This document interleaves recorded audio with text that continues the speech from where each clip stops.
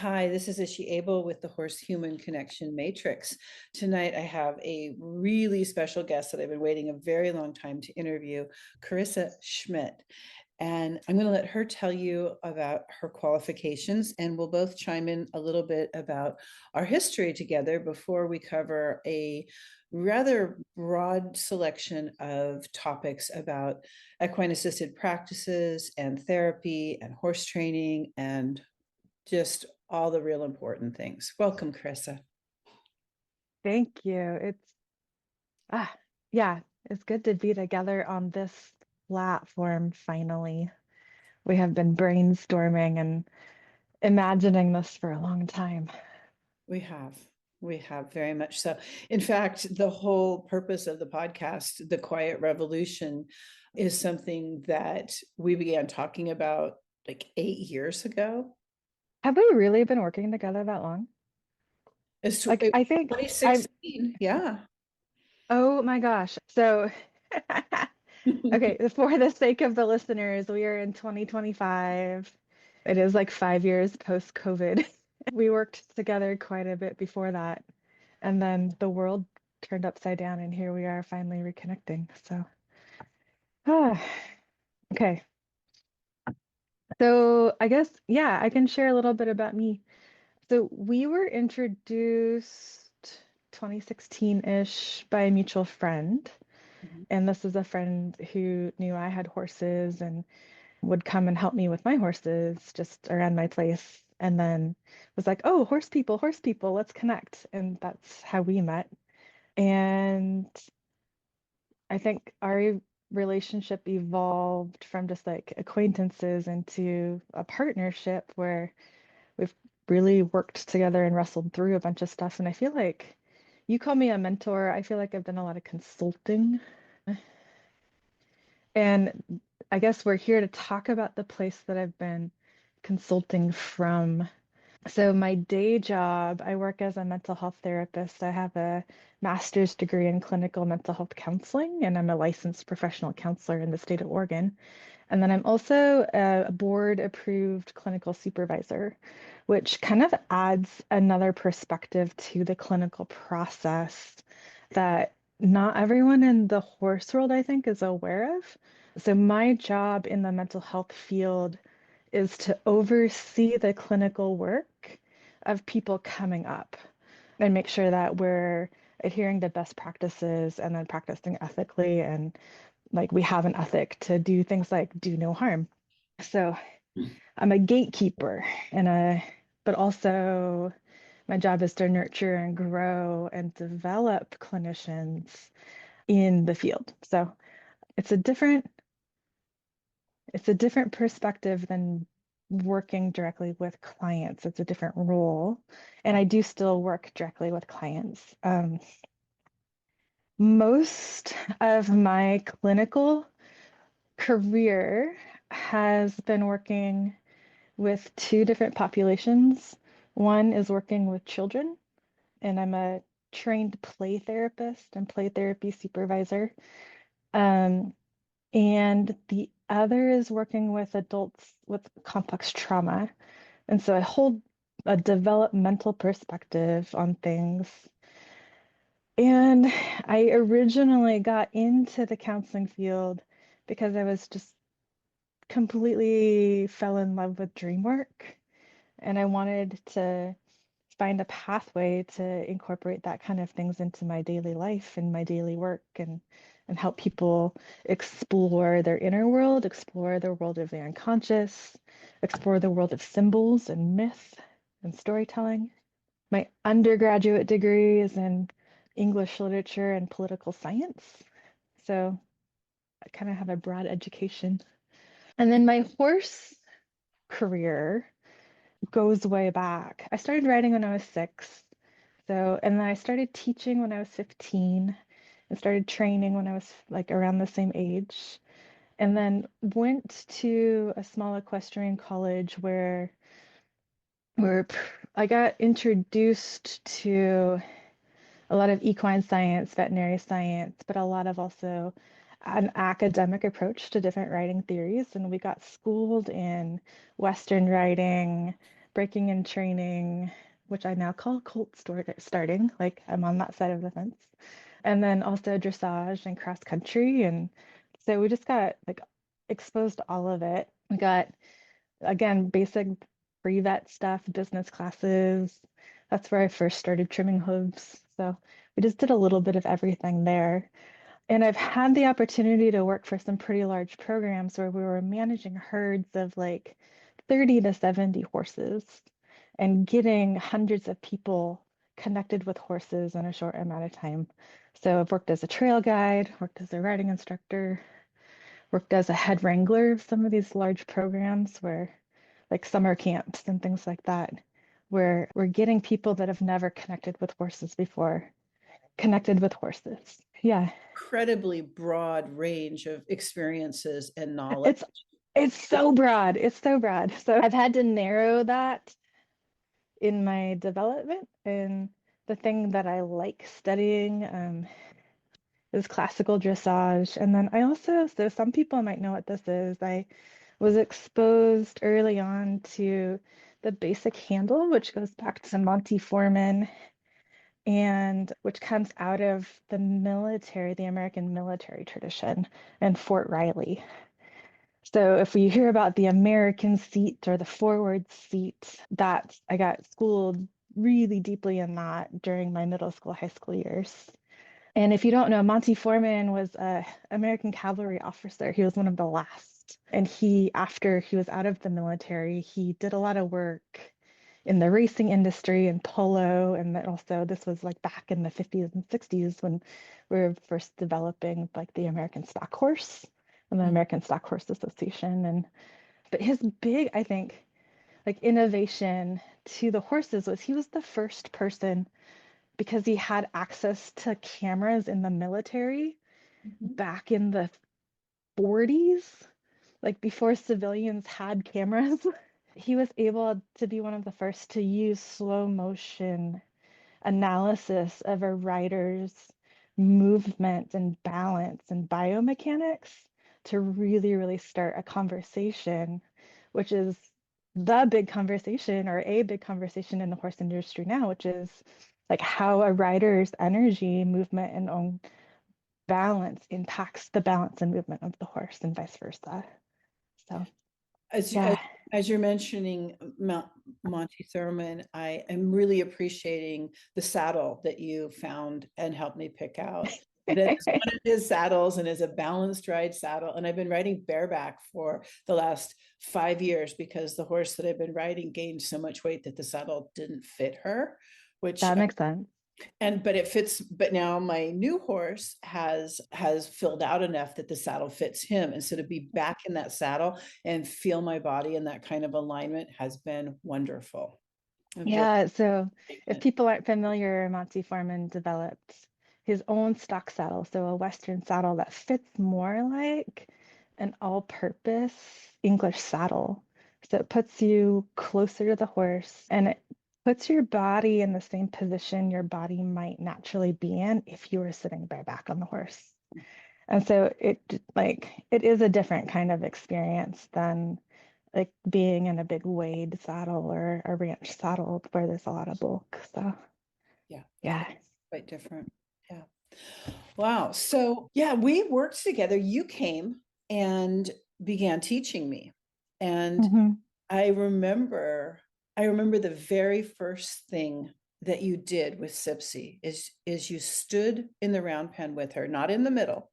You just stood in there with her. And I had no idea what was going on. And I watched you connect with her and read her and her read you. And later you explained all this to me. And then the other thing that you did was you put a lead rope on her and you just stood there with the lead rope in your hands for like 10 minutes.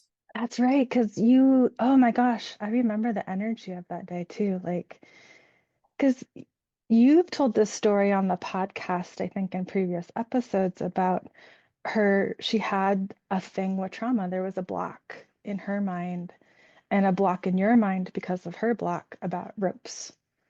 And so we just sat there and kind of like neutralized the charge about ropes, and it took time. Yeah.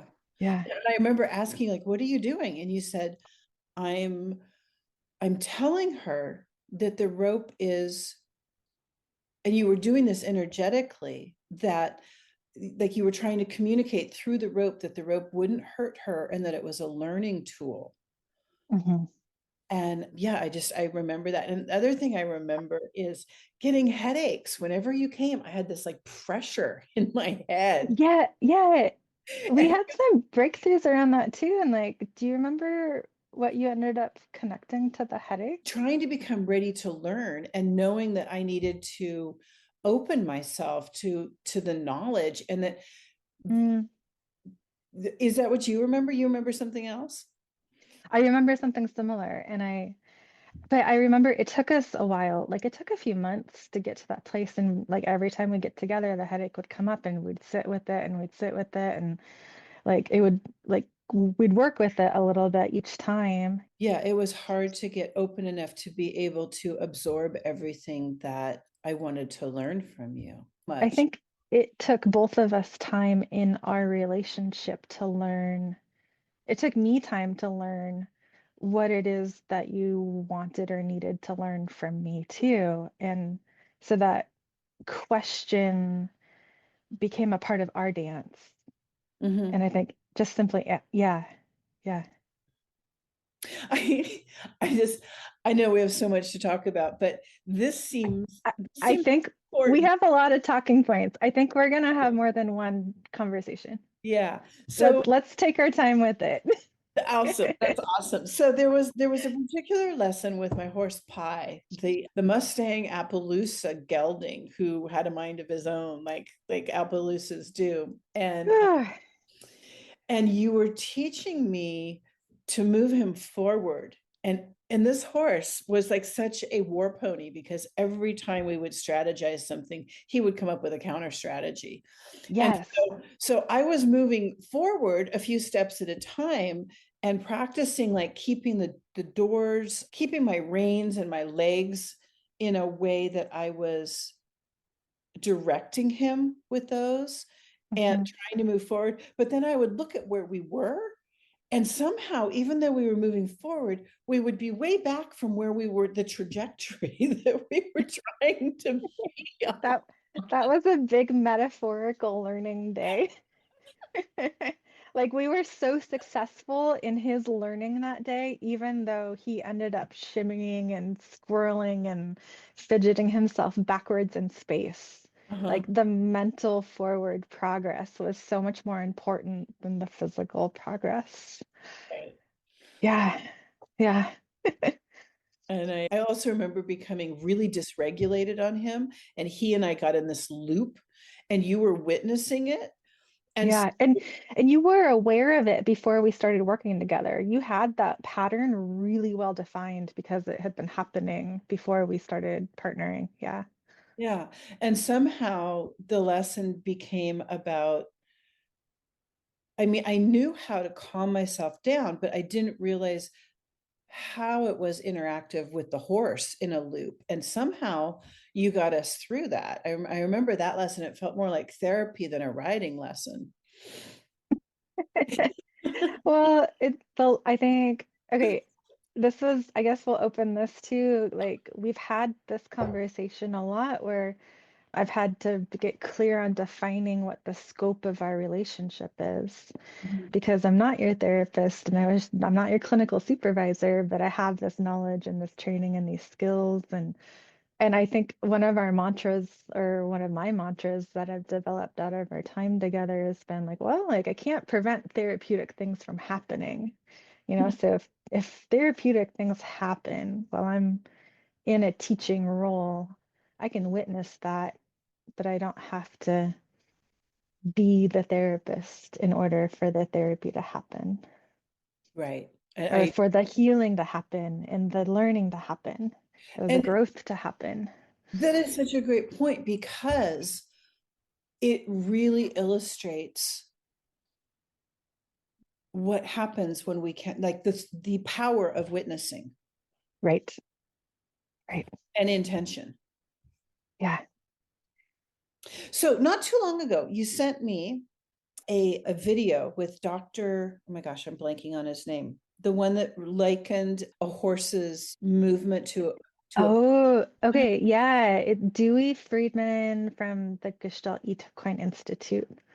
So I got excited when I found his work and I sent that to you, partially because I think it's like, as a reference, if other listeners are curious, like he does a really good job of kind of explaining like what the work is energetically that's happening in a very clinical way. And I'm familiar with some of his students, like Lisa Dion in the play therapy world is known for creating a modality called synergistic play therapy, which works with like interpersonal neurobiology, but also working with the somatic experience of the provider and the inner world of the provider as being equally important in the room.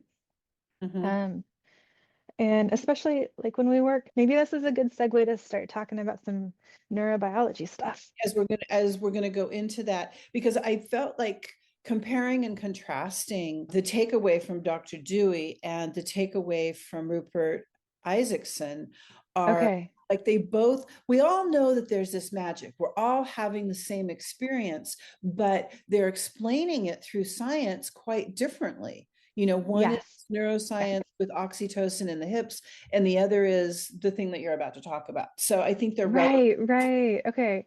Well, okay, let me back up then and we'll get into more like I'm going to put on my clinical supervisor hat a little bit first and maybe help lay people understand why there might be all of these competing camps in schools.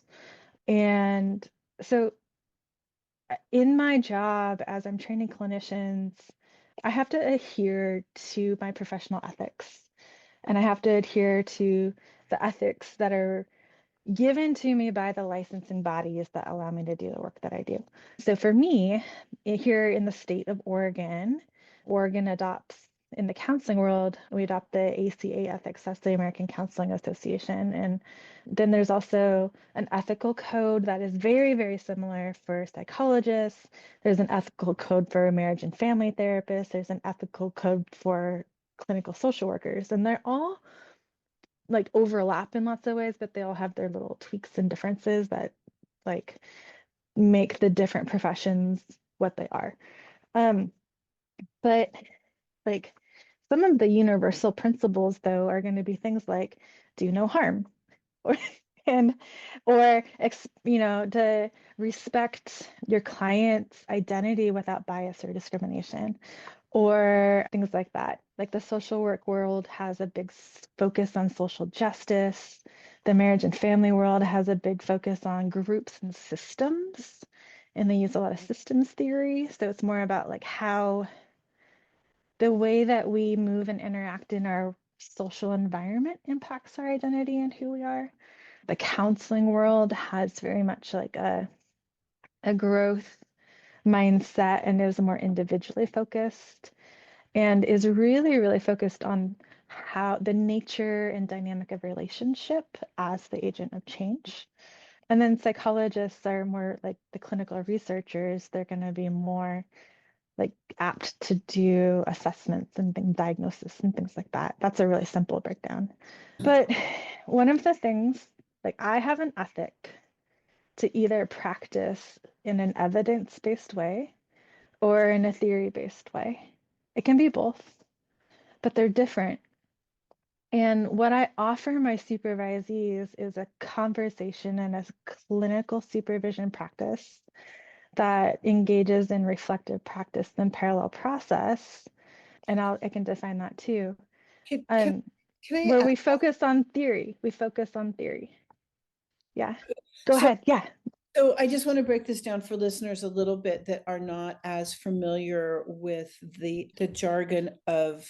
Yes. We can go back and define all these things. So there are these different categories Mhm. that all have to do with ethics for different job titles that all kind of fall under that broader category.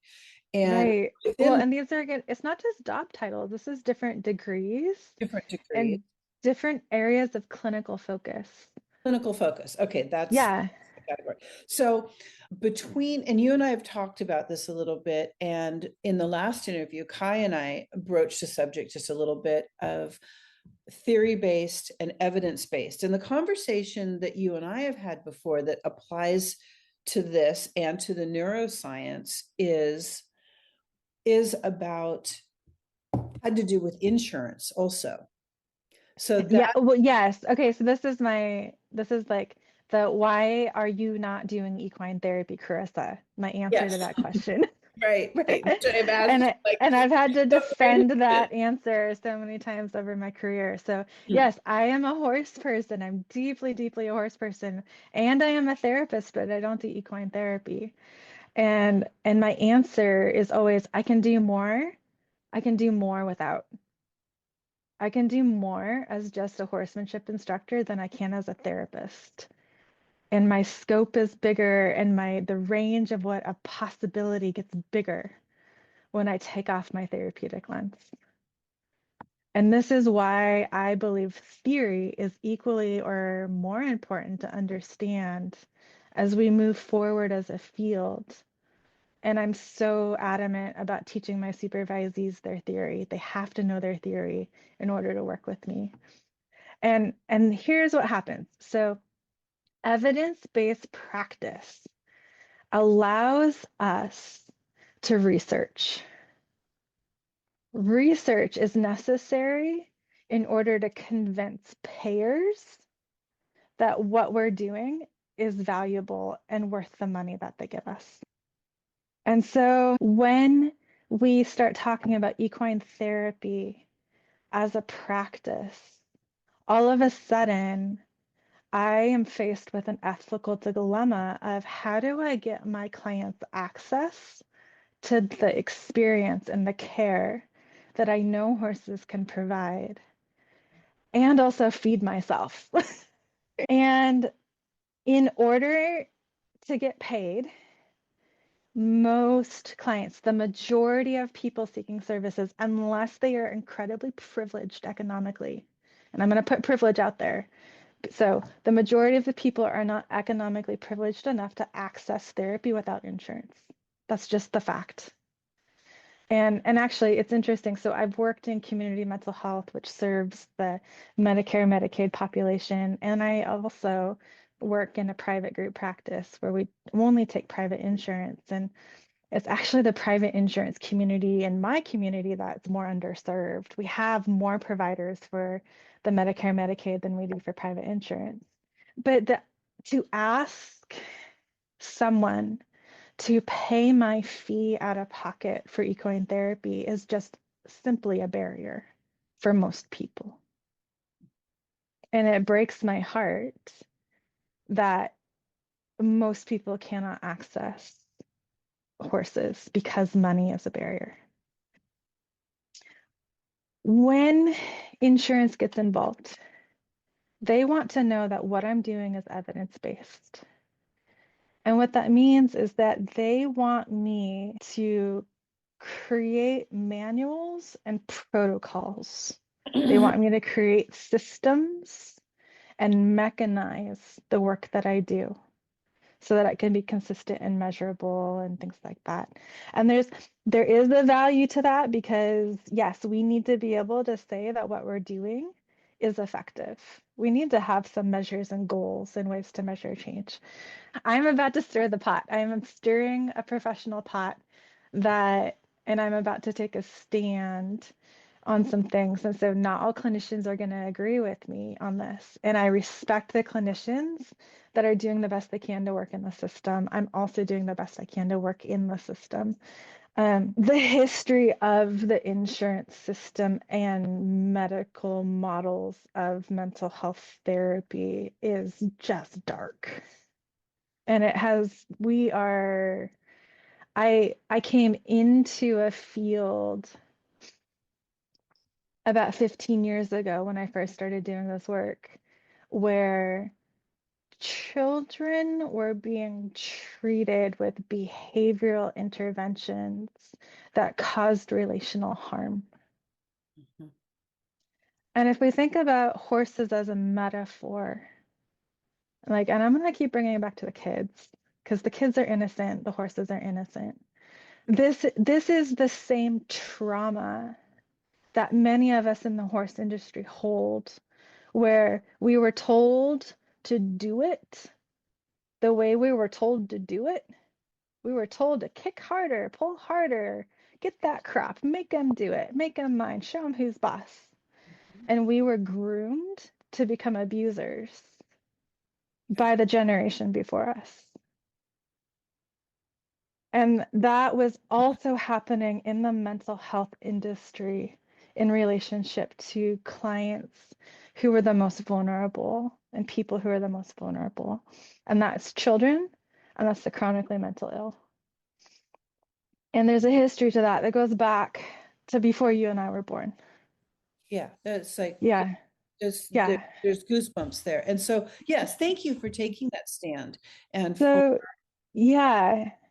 So for me, like the simple answer is to say, like, I have come to a place where, like, it is more important for me to protect the integrity of the relationship that I have with people and animals than it is to get paid. And I can't, in good conscience, engage the insurance system when it comes to animal assisted work because the risk of causing harm goes up, so whether it's and I would rather stand in integrity. So I have my private practice, I have my therapy practice, my office practice, where I am able to do good things in the system. And then I have my separate horsemanship practice where I can just be a space holder. And there's a more open, authentic being. So, that explanation makes so much sense. I mean, I know we've talked about this a little bit before, but the full breadth of that helps me really understand why you do what you do. Now, you know me, I'm always thinking like, well, there must be some easy answer. Can't we just? And like last summer, when I was almost involved with a couple of nonprofits and doing a lot of visioning and some writing and talking to lots and lots of people and trying to pull ideas together, one of the things that I came up with a lot of help, why can't we do some studies, like have a mhm, nonprofit come together, do some studies that could become the evidence-based evidence that we need, like around, for example, horses and people and anxiety. Could we take people with mhm, anxiety mhm. through a nonprofit, get a grad student who wants to do their thesis on it to run it, and pull together this documented, scientific, measurable information on the benefits of people with anxiety, grooming, Yeah, sitting I'm with horses, so and move that yeah. in where we can actually make a change. I mean, I know a lot of people want to work with horses and want to work with Mhm. people and want to work with nonprofits. Why can't we tailor a lot of that into the system where it benefits Okay, everybody? I'm gonna call out the field again. So I work for a pretty progressive nonprofit right now, and there are some conversations on the edges of the field right now about why this is a challenge, the history of the field, how like we really do need a cultural change within systems of care that are allow us to return back to our own humanity. And I don't know how familiar you are with the conversations coming out of the medical field right now. What happened in the medical field, and mental health is a branch of that. We work in the medical model. Policy became more important than care. Right. And so here's okay, really quick. So to answer your question, people have done that research. That research exists. And And when I say we need a culture change, I'm saying we need a culture change because the spirit of capitalism has taken that research and put it behind a certification paywall. And so you have to attach yourself to a certification process in order to say, I now hold the information that allows me to open this door. Can you break that down in some language that is a little bit easier for people to understand? Yes, this goes back to professional ethics. in order to introduce a new kind of practice as a healthcare provider into the work I do, I have to demonstrate that I've received adequate training and supervision in that practice before I can just go for it. So I study a lot of things and I'm trained in a lot of things, but I can't actually do all of the things I know when I meet with people because I have to stay within the scope of what I've been trained and supervised in. So your hands are just tied. Huh? Your hands are just tied. Yes, yes, yes. So And so in order to access that training and supervision, that requires often thousands of dollars on my behalf out of my personal money just to open the door to say, here, I can now offer this. so in this way, people that have worked the way I have, what I've dabbled in, and with some of the people that I trained with back in 2016, to be able to hold the space and the intention and be the witness of what happens with people and horses without a degree, without a license, without any of those things that restrict you, that's Yeah, where the real work is being done. That's I where agree. I the agree. magic Yeah. happens. And uh, Yeah. it's just And kind of a and I mental and I system. love the science that validates the magic. I love that science can say, yes, there actually is something happening here. There is a phenomenon that's real.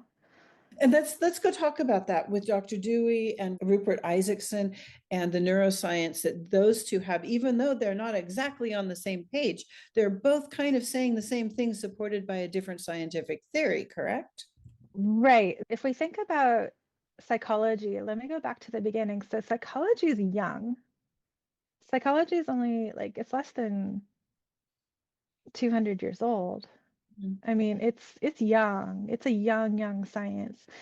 And psychology really does come out of philosophy. Right. And it comes theoretically, I am very Jungian in my orientation, and that's where I pursue my continuing education. But out of necessity, I got exposed to behavioral schools because that is where it's easy to measure behavior. It's really difficult to measure the symbolic archetypal influence of the unconscious rising up out of the prima materia of life. You can't, it's harder to quantify that. Yeah. And because it's harder to research, it doesn't get looked at.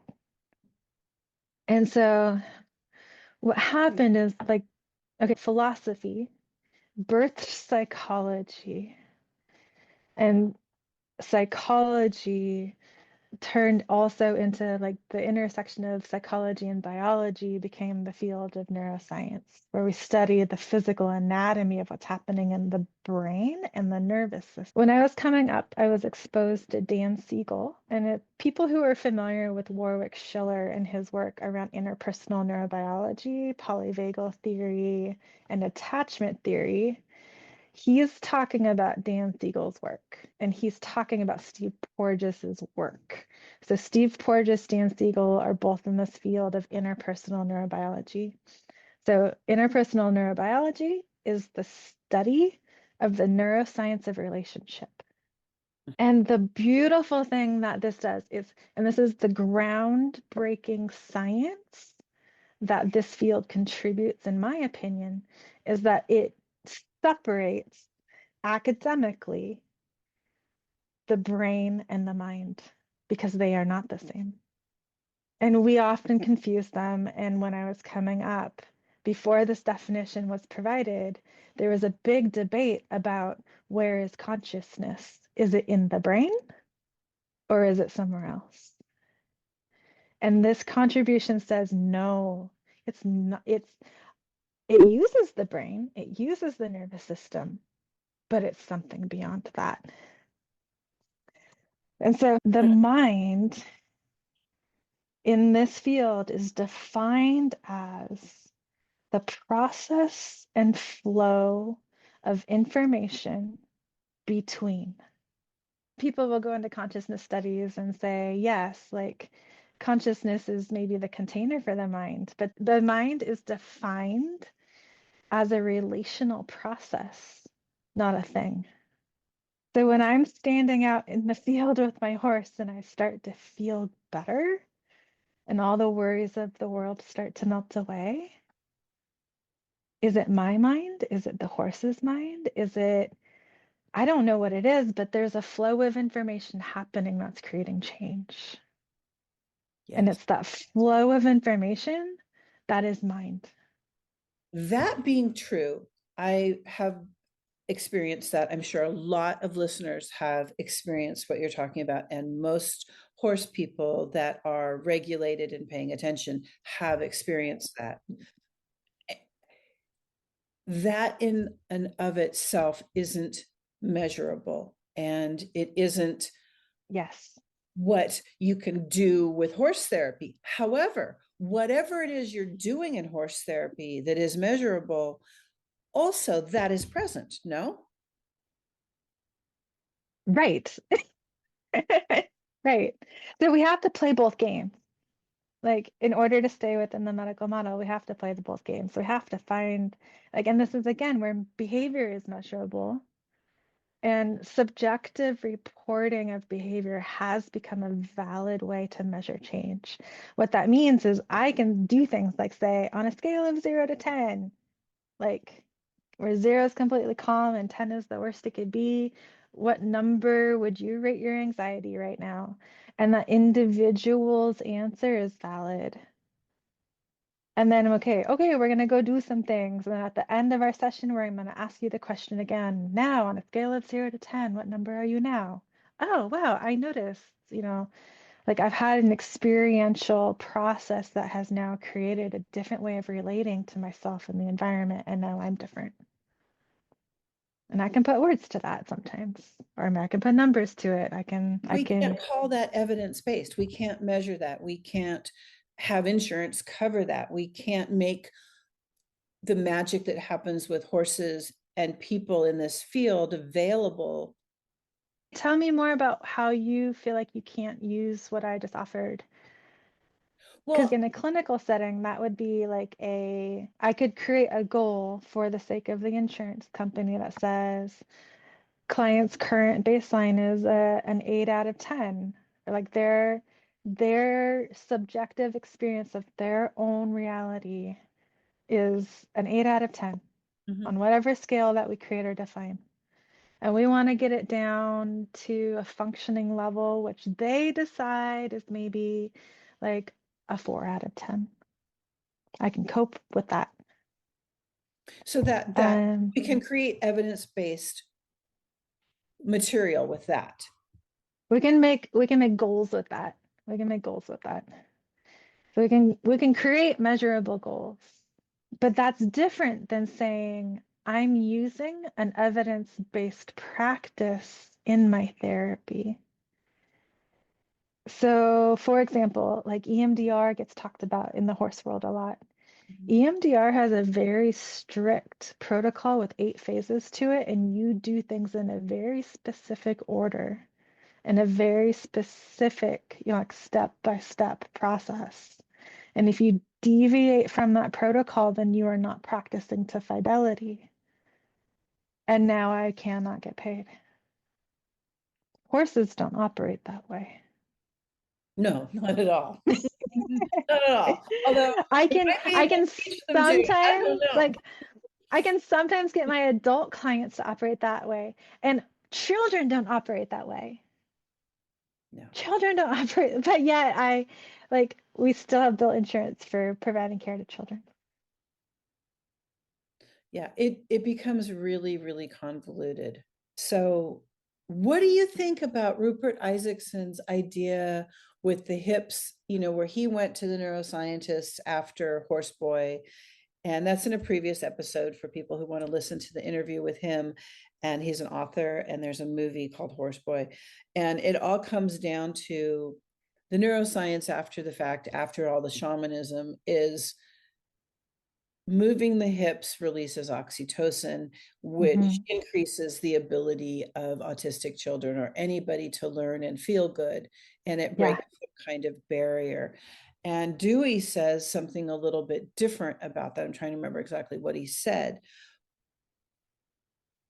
Yes. Okay. So this is where, again, knowing your theory is important. They're giving, these two different people are going to give different answers to the same question because they're looking through a different lens to provide that answer. And this is again like where I get curious about like how different theories might influence my perspective and my perspective of help and change in a particular situation. So Rupert Isaacson is working a lot with, yes, the actual physical neuroscience of the body, and it is pointing to the neurochemicals as the agent of change. Mhm.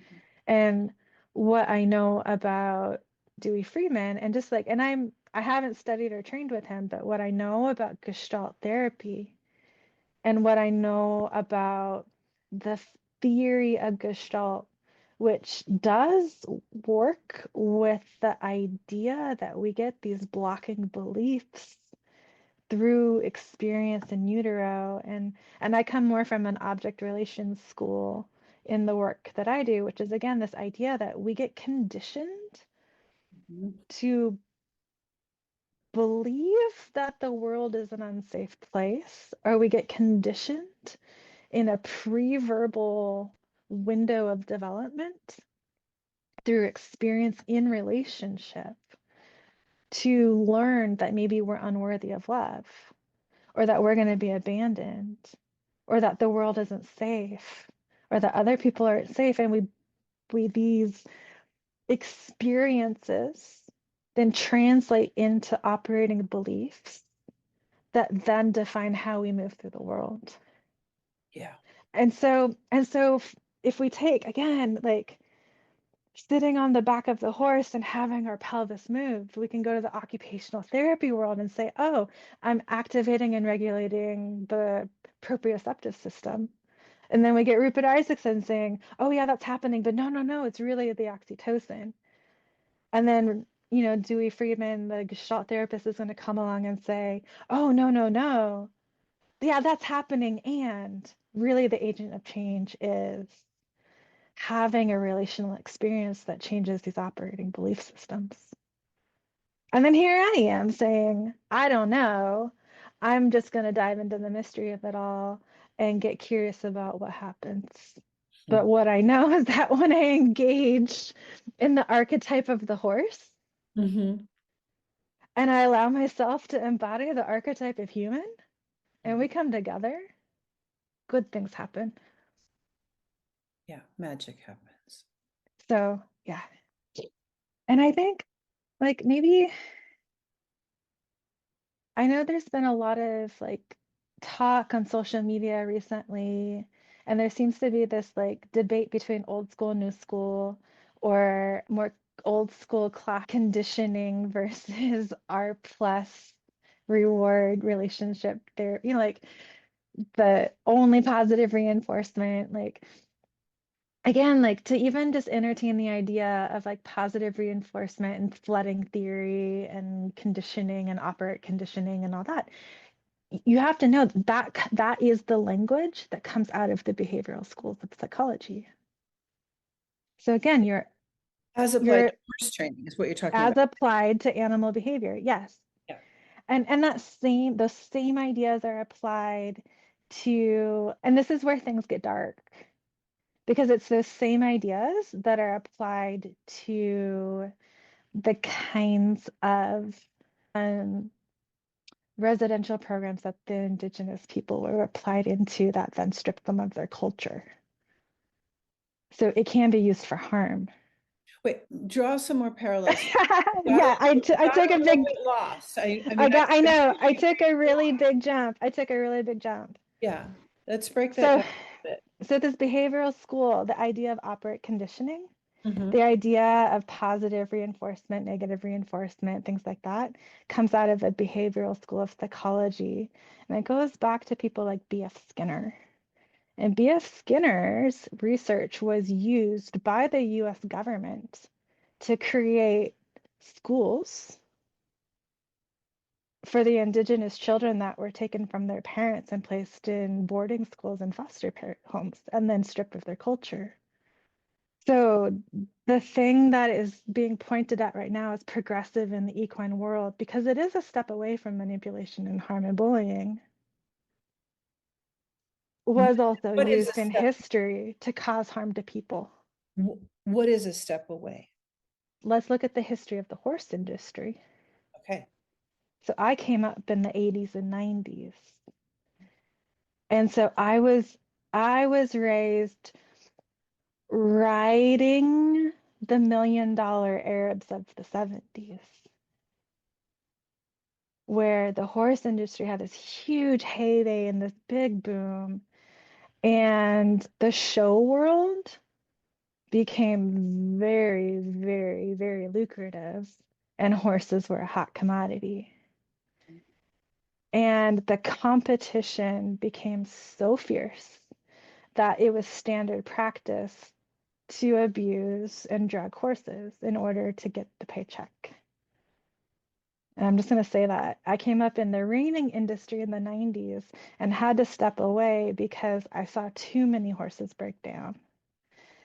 And at the same barn that I was training out of, I watched horses in the saddle seat industry flip over and die on a regular because of the and no one questioned what was going on at the time because the money was too good. Wow. That's a heck of a history. It's the same thing that people are challenging now with the racing industry. Like we just had a pretty major racetrack in California closed down. And yes, there's now like generations of people that are out of work because of that. But that racetrack was measuring its progress and change by trying to reduce the number of fatal breakdowns on the track. If you don't know what a fatal breakdown is, that's when a horse gives out physically in the middle of a race and dies in the race. Oh my God. Like, so I mean, this is the extent of the abuse. We have gotten that far away from what is humane because the money was so good. And now we have lots of people, including myself and you, speaking out against this. Yes. And sometimes we get so passionate and upset and angry at what's happening that we can lose sight. Not so much you, but I'm probably a little bit guilty of this. And I know some other people are, of pointing fingers to the extent that we become part of the problem. Can you speak to that a That, little bit? yes, and that I'm going to speak generally because I think that's a natural stage in the healing process when you're recovering from the abuse cycle and the cycle of violence.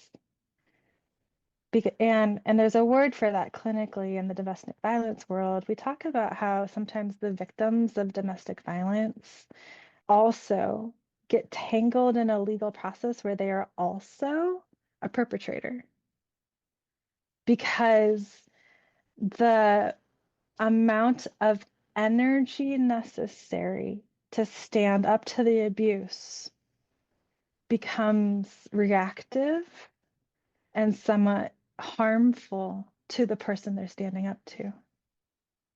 So it's like the eye for an eye. You hit me, I'm going to hit you back.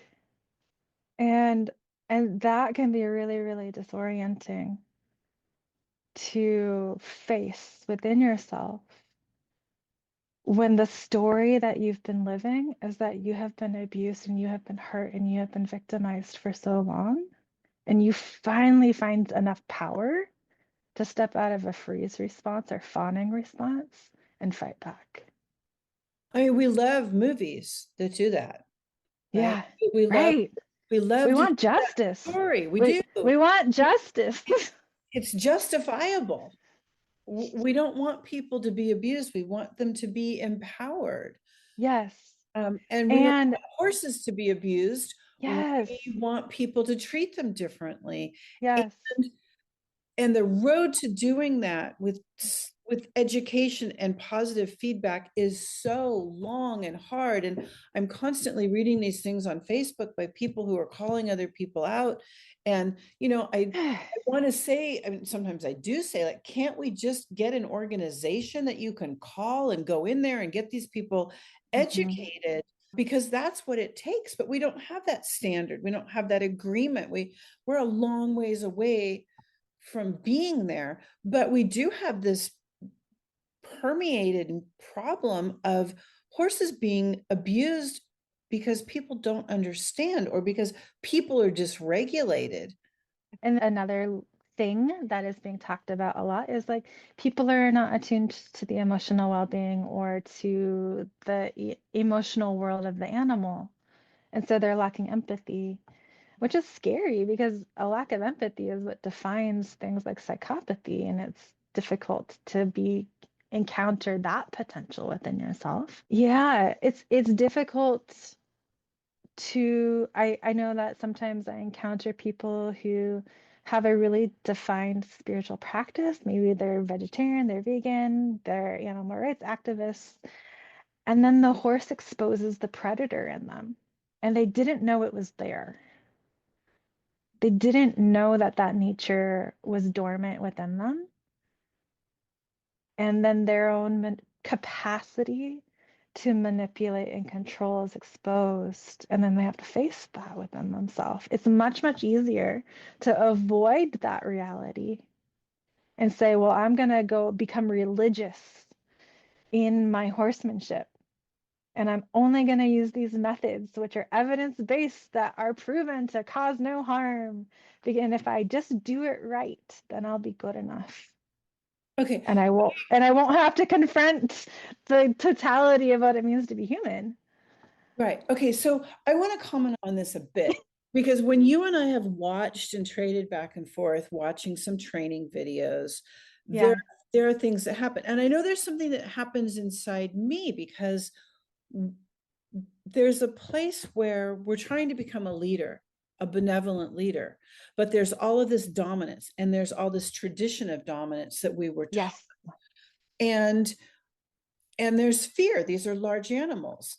And Yeah. when we start to become, you said something, and I didn't latch onto the phrase or the word that you said, but it's like something becomes exposed in us that is unpleasant, but it comes from a place of trying. You have so much wisdom and there's so much there. Sometimes I just get full, and we've been talking for a little bit. So I want to hear that part again about what's the box and then what's there and what's allowed out that is Okay. acceptable. Can you say that again? Society conditions us, Mhm. and we learn that some things are okay to show and some things are not okay to show. So the mask is what we learn is okay to show. And there's things that we learn, and it might be different in different contexts. It might be different in different relationships. Sure. So what's okay to show in my home may not be the same as what's okay to show at work or in public. And we can break down that principle in so many different ways and give lots of examples of how that shows up in society. Like the big conversation right now in the adolescent development world is the question about gender identity. Like, what is okay to show in the bodies we are given? And is it okay to show something other than what aligns with what people imagine is connected to different biological sexes and biological expressions? Okay, I mean, that's an example. So everything we learn that's not okay to show goes into our shadow. And some of that goes in there unconsciously, and some of it goes there consciously. So, an example of that might be if I'm hypothetically out dating and I really like this person, and the person on the date says, I'm a vegetarian, I might put in the shadow for a little while that I eat meat. Conforming.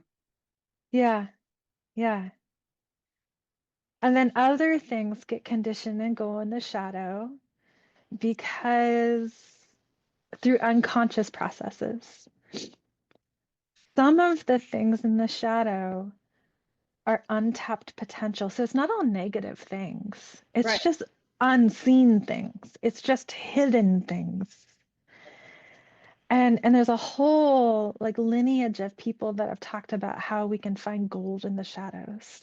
It's worth going into the dark places because there are things in there that are worthy of being redeemed. Absolutely. I want to bring shame into that, and I want to bring horses into that conversation Okay. because Yeah. there's a way that some people without a license, because if you have a license you're not supposed to do this kind of stuff, can identify or have a superpower of identifying those areas of shame that are in the shadow that can actually bring forth these really good things, but our culture doesn't deal with Mhm. that. And Yes. the Yes, horse yes, yes. and the horse has a way of holding space, and somehow in my experience knows or helps bring these things forward too. Because they have no judgment. I am doing a pause here for part two because Carissa and my conversation continued and also didn't finish. So we're going to record the second part that will start right after this. So please tune in for the rest of this conversation. I hope that you are enjoying it as much as I am. I waited so long to interview her, and it feels like the most important conversation of the whole podcast. Oh, thanks for tuning in. They have, okay, and this is where like, okay, the book Evidence-Based Horsemanship with Martin Black and the other guy, is it Stephen Peters? I don't remember. But the evidence-based horsemanship book that goes into the neuroanatomy of the horse's brain, where we've learned that horses don't have a prefrontal cortex. I can point to that from my understanding of developmental neuroscience and interpersonal neurobiology and say, like, oh, wow, a horse doesn't have a prefrontal cortex. That is the seat of abstract thought and language and reasoning. And so if I connect that back up to the idea that Dewey Freeman put forward in his podcast that recently came out, where he says, like, yes, we have these operating beliefs that tell us that maybe we're not worthy or we're bad or we're broken. Horses literally don't have the hardware to have those beliefs. But what they do have is a limbic system and a whole lot of empathy. Exactly. And that's like the work of Pak Yang Sep and the functions of the limbic system and the circuits that are available to us there is the place where we experience relational change. It's not always through the belief, it's through the embodiment and the experience and the emotionality of it, through the heart centered place, That's where the shifts happen. I believe. Yeah, no, I've seen it. I I've believe. experienced it. I know. I mean, I know. This is part of the magic we're talking about that isn't just explained by the neuroscience. But I mean, Yeah. it is, but it's not. Right. We have enough science now to measure the electrical and magnetic field of the heart. We have enough science now to like do the fMRI imaging and things like that to define these circuits. We have enough science now to put language to the electrical phenomena happening in the body. But that electrical phenomena is a reflection in the physical world of back to Dan Siegel's definition of mind, the process and flow of information between two beings. Okay, so my mind's just going to this thing that I heard that we've talked about that is a very maybe oversimplification of what we've just been talking about.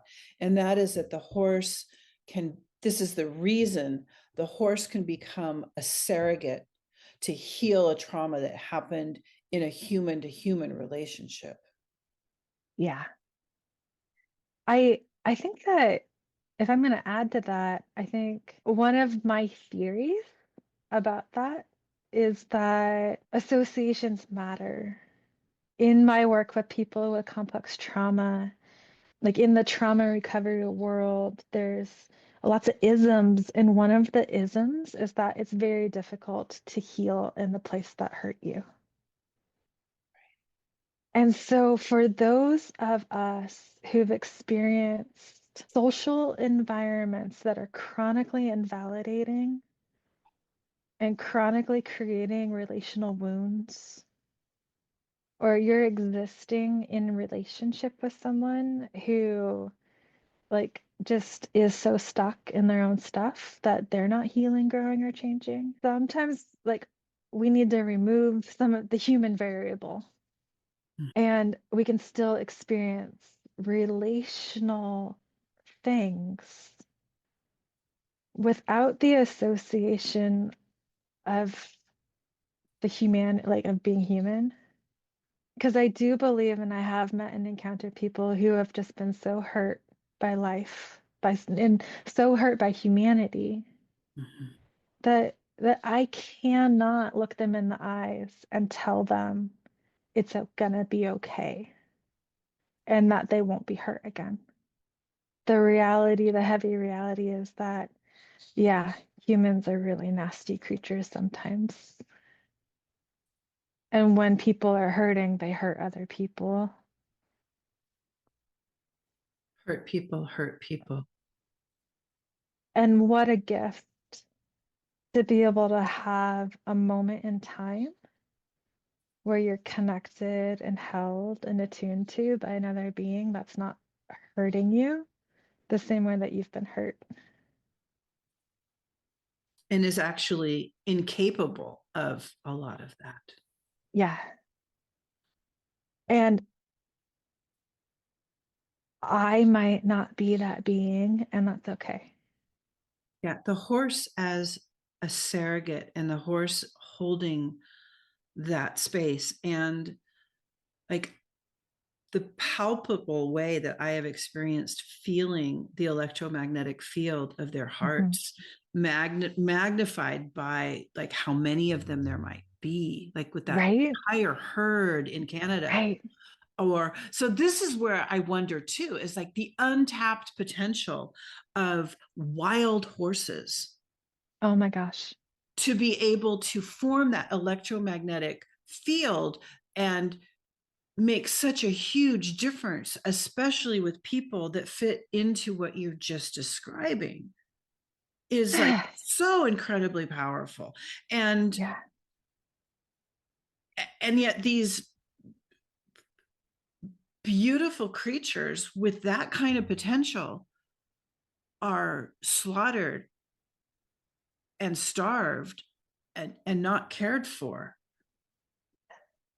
And if we don't manage the populations, then we're going to lose all of them. Right. The reality of that. I wonder if that, like, so there's, I'm gonna back up and kind of recap, because that's being an advocate for the horse, for the Yeah. species horse. Yes. And there are Yes. ways that we can be advocates for the horses that are perhaps lucky enough to be in captivity in a good way. I think I'm going to pivot away from the mental health world, but I'm going to stay with the storytelling and the mythic world. And the place my mind goes when you bring that up is to the history, the long, long history of relationship that we have with horses and the history of domestication and what it means to be in relationship with a domesticated animal and the story of the American Mustang.